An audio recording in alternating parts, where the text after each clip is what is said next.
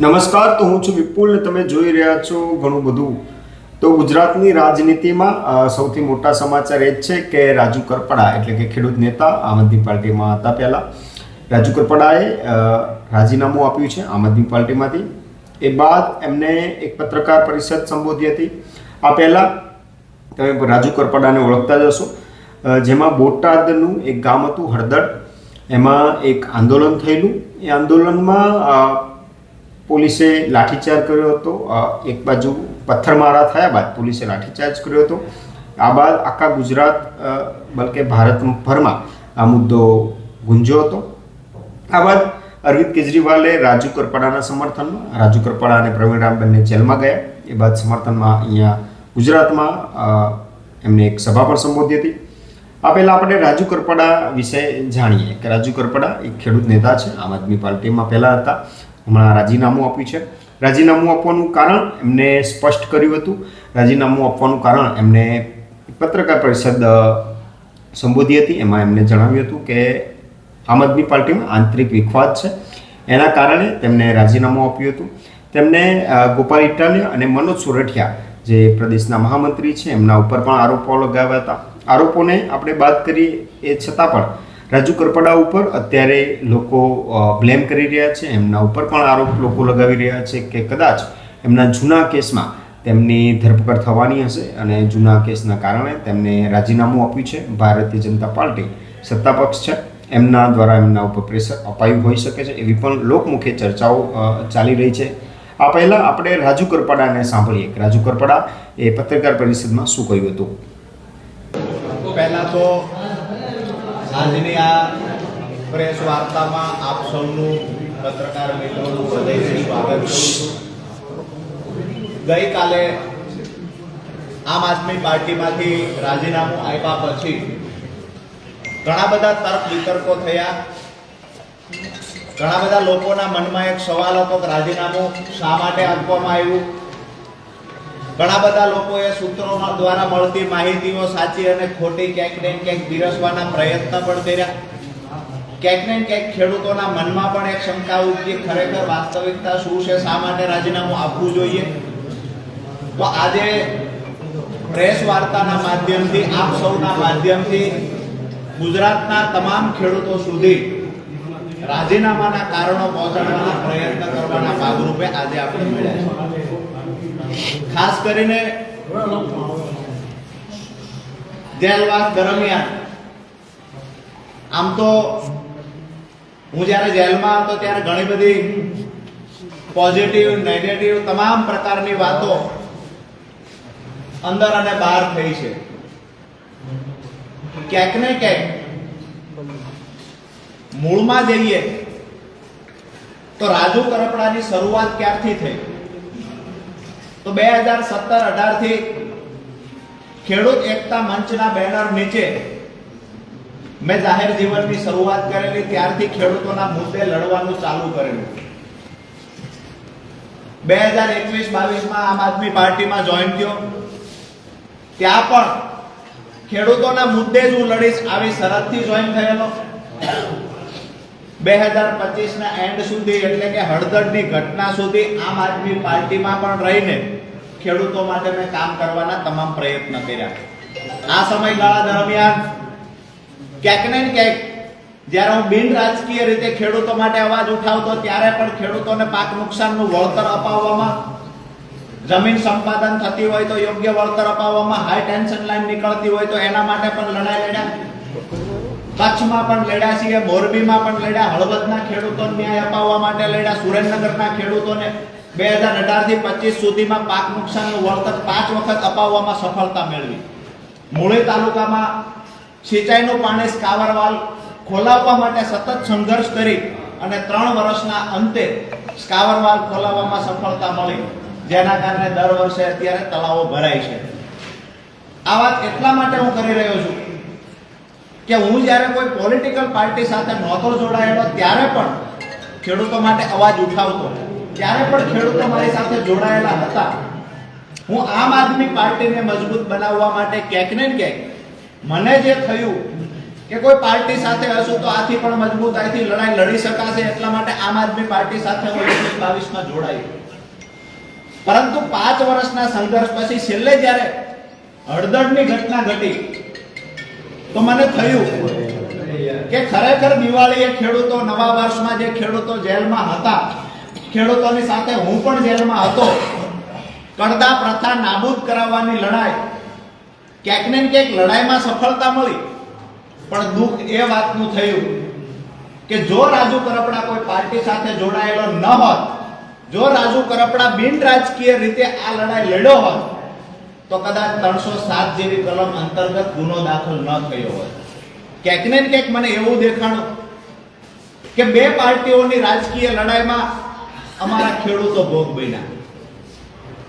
દુઃખ ત્યારે થયું કે જ્યારે ખેડૂતો અંદર હતા, 68 ખેડૂતો જેલમાં હતા, એનો પરિવાર ખેડૂતોની રાહ જોતો. મને ખેડૂતો જ્યારે પૂછે કે રાજુભાઈ જામીન ક્યારે મળશે, ક્યારે અહીંથી છૂટશું, જ્યારે ખેડૂત પૂછતા ત્યારે આંખમાંથી આંસુ આવી જતા. ક્યાંક ને ક્યાંક એ દુઃખ થતું હતું કે ખોટા કેસની અંદર 3 મહિનાની બદલે 3 વર્ષ રાજુ કરપડા અંદર રહેશે તો મંજૂર છે, પણ જે ખેડૂતોએ ક્યારે પોલીસ સ્ટેશન નહોતું જોયું એ ખેડૂતોએ જેલમાં જવું પડ્યું. અને એ ખેડૂતોની પાછળ જે મહેનત કરવાની વાત હતી, એ ખેડૂતોને છોડાવવાની વાત હતી.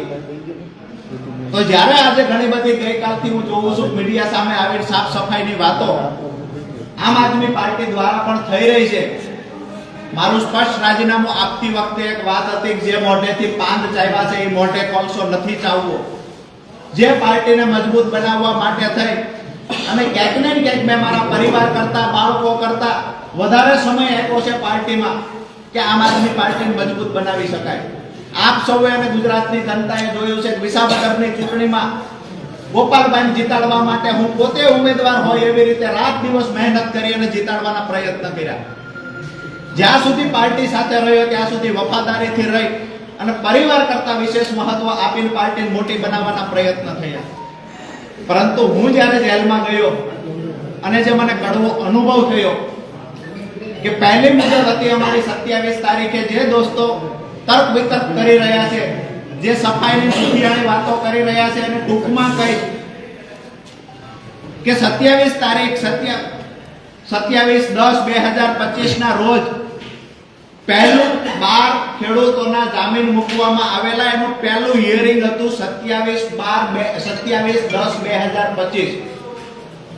વકીલો દ્વારા, પાર્ટી દ્વારા વાતો કરવામાં આવતી કે હાઈકોર્ટના સારામાં સારા વકીલ હાજર રાખવામાં આવશે, ચિંતા ન કરતા. જેલની અંદર રહેલા ખેડૂતોને હું કહેતો તો તમે આવતીકાલે છૂટી જશો, ચિંતા ના કરતા, આપણા સારામાં સારા વકીલો આવવાના છે. મને 27 તારીખે ખબર પડી કે પાર્ટી તરફથી સિંગલ વકીલ ત્યાં હાજર નથી રહ્યો. એકદમ નાના વકીલે દલીલ કરી છે અને ખેડૂતોના જામીન નામંજૂર થયા છે. ખેડૂતોએ જ્યારે મને પૂછ્યું પાર્ટી તરફથી વકીલ હાજર હતો, હું ખેડૂતોને જવાબ નથી આપી શક્યો.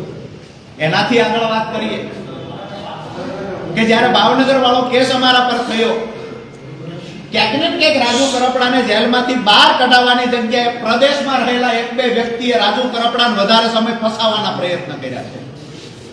મને ફસાવે એનાથી મને કોઈ દુઃખ નહોતું, અફસોસ નહોતો.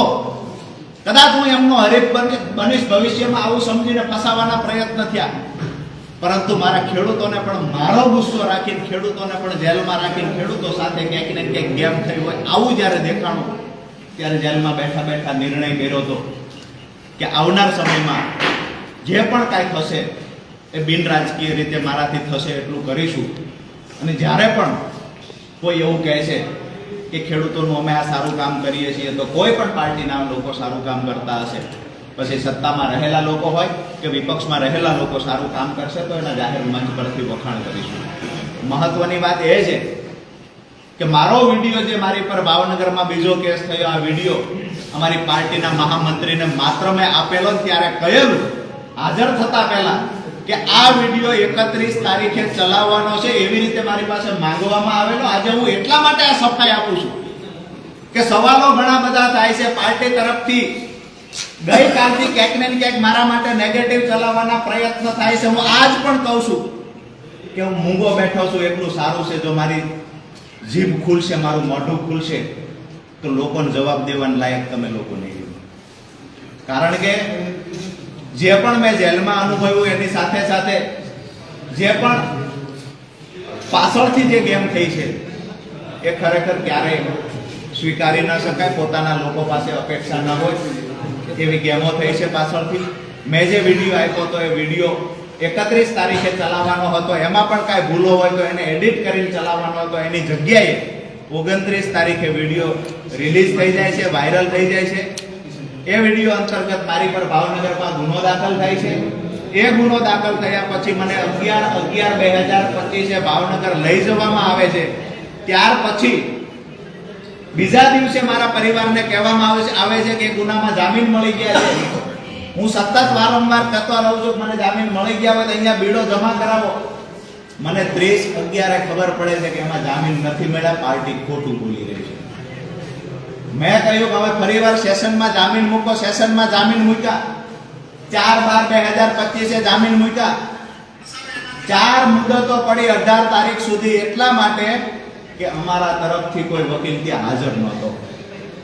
વિષય એ છે કે કાયદાની વાતો કરી, કાયદા કથાઓની વાતો કરી અને લોકોને સલાહ આપનાર વ્યક્તિ જ્યારે પાર્ટીના પોતાના પરિવારના લોકોને જ્યારે કાયદાકીય રીતે માહિતીની જરૂર હતી, કાયદાકીય સલાહની જરૂર હતી, ત્યારે મૌન થઈને બેઠા છે. ક્યાંક ને ક્યાંક વધારે સમય અંદર રહ્યા હોય તો મને એવું દેખાય છે કે પાર્ટીના અમુક પ્રદેશમાં રહેલા લોકોની નિષ્ક્રિયતાના કારણે અંદર વધારે સમય રહેવું પડ્યું છે. જે મદદ કરવાની હતી ત્યાં મદદ કરવાની જગ્યાએ ક્યાંક ને ક્યાંક નુકસાન કર્યું છે. એટલે મેં નક્કી કર્યું છે કે બે રાજકીય પાર્ટીઓની લડાઈમાં ખેડૂતોના થતા કામ અટકી રહ્યા છે તો બિન રાજકીય રીતે ખેડૂતોની સાથે રહીએ અને આવનાર સમયમાં ખેડૂતોના કામ કરીએ. વિષય એ છે કે કોઈ લોકો ગઈકાલથી એવું પણ ચલાવે છે કે રાજુ કરપડા ઉપર કોઈ એક કેસ છે, 2 કેસ છે, જેના કારણે રાજુ કરપડા ડરી ગયા. આ કેસ 10 વર્ષ જૂનો કેસ છે અને ત્યાર પછી હું જાહેર જીવનમાં આવ્યો ને ડંકાની ચોટ પર હળદરના કાર્યક્રમ સુધી હું લડ્યો છું. ક્યારેય મારા ચહેરા ઉપર કોઈ કેસનો ડર દેખાયો નથી અને જેલનો ડર નહોતો રાજુ કરપડાને પહેલા, નહોતો આવનાર સમયમાં. હું આજે પણ કહું છું કે જ્યારે ખેડૂતો પર અન્યાય થશે તો બિન રાજકીય રીતે આંદોલન રાજુ કરપડા કરશે. જ્યારે પણ ખેડૂતોનો અવાજ આવશે કે અહીંયા અમારે મદદની જરૂર છે, તેને ખંભે ખંભો આપવાની તૈયારી રાજુ કરપડાની છે. અને જે લોકોને ડર હતો કે આંદોલન દરમિયાન કેસ થશે એ લોકો તો હળદળથી આવવાથી દૂર રહ્યા છે. અમે ખેડૂતોને કમિટમેન્ટ આપ્યું તો હું હળદળમાં આવીશ અને હું એનકેન. તો આ હતા રાજુ કરપડા. એમને આમ આદમી પાર્ટી પર આરોપો લગાવ્યા. આમ આદમી પાર્ટીના નેતા ધારાસભ્ય વિસાવદરના ગોપાલ ઇટાલિયા પર પણ આરોપો લગાવ્યા. આ જોતા હવે રાજનીતિમાં આગળ શું થાય છે એ જોવું રહ્યું. રાજુ કરપડાએ સીધી રીતે ભારતીય જનતા પાર્ટીમાં એટલે કે સત્તા પક્ષમાં જવાની વાત કરી છે કે જો ખેડૂતોના હિતમાં જો નિર્ણય કોઈ લેવાતા હોય તો હું સત્તા પક્ષમાં જવા તૈયાર છું. એટલે કે આવનાર સમયમાં રાજુ કરપડા ભારતીય જનતા પાર્ટીમાં જોવા મળી શકે છે. પરંતુ એમને અત્યાર સુધી પાર્ટી જોઈન કરી નથી, છતાં પણ કોંગ્રેસમાં પણ જોવા મળી શકે છે. પણ આવનારા સમયમાં રાજુ કરપડા ક્યાં જાય છે, ક્યાં નહીં, આગળના એમના શું કાર્યક્રમો હશે એ જોવું રહ્યું. પરંતુ અત્યારે રાજુ કરપડા સોશિયલ મીડિયામાં પણ ખૂબ જ વાયરલ થઈ રહ્યા છે. તો હું હતો વિપુલ. જો આ સમાચાર તમને ગમ્યા હોય તો મારી યુટ્યુબ ચેનલને લાઈક કરો, શેર કરો, સબસ્ક્રાઈબ કરો. આભાર.